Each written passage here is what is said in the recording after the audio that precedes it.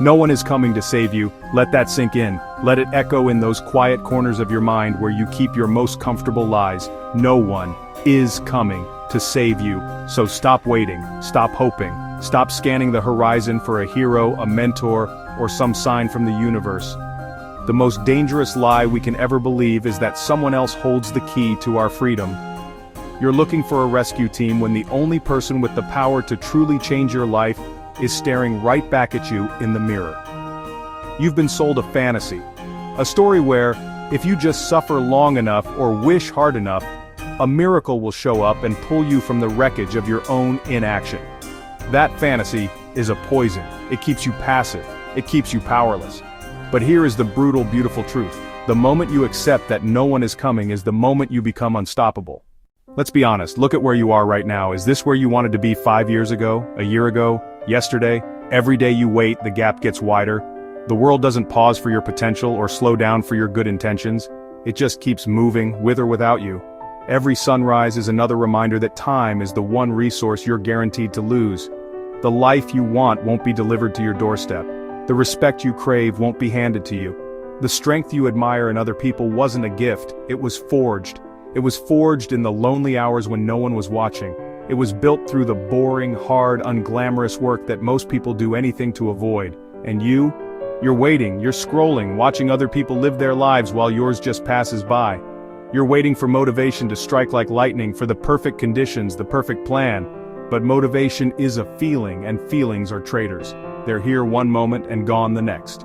What you need isn't the fleeting spark of motivation, but the raging, inextinguishable fire of discipline. Every setback, every failure that brings you to your knees isn't a punishment, it's a question.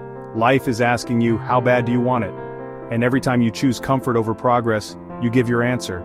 Every time you hit the snooze button on your own life, you are choosing to remain the person you claim you don't want to be.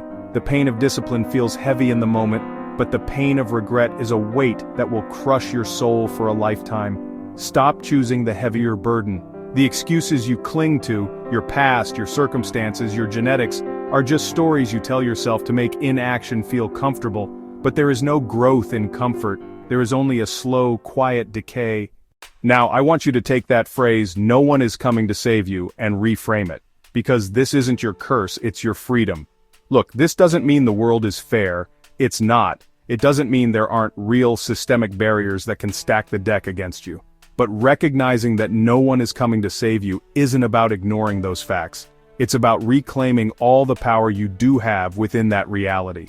While individual actions alone might not solve global problems, they are the necessary start to building the momentum for larger change and, more importantly, for changing your own life. It's your permission slip to stop asking for approval you don't need. It's your release from the prison of other people's opinions. When you realize you're the sole architect of your life, you take all your power back. There's no one else to blame, which means there are no more limits beyond the ones you accept. This is where the real work begins. This is where you trade the fantasy of being rescued for the tools of creation. You only need 3. First, total responsibility. You own everything. Your wins, your losses, your reactions. You stop pointing the finger outward and you point it right at your own chest. It's scary because it removes the safety net of excuses, but it's the only way to stand on solid ground.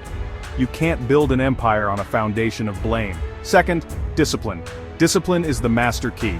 Research has shown that self-discipline is a more significant predictor of long-term success than IQ. Studies on everyone from middle schoolers to West Point cadets found that the ability to persevere, what some researchers call grit, mattered more than talent. Discipline is the engine that drives you when motivation has left you stranded. It's the promise you make to your future self that you will show up even when it hurts, even when you're tired, even when you're scared. Third, immediate action. Procrastination is just fear in disguise. Action is the antidote. You don't need to see the whole staircase, you just need to take the first step. Break your giant goals into ridiculously small actions and then execute them with ferocity. That small momentum builds. A pebble starts an avalanche. Action proves to yourself that you're no longer a person who waits, but a person who does. This journey isn't about finding a better strategy, it's about forging a new identity. You have to stop seeing yourself as someone who needs saving and start seeing yourself as the savior.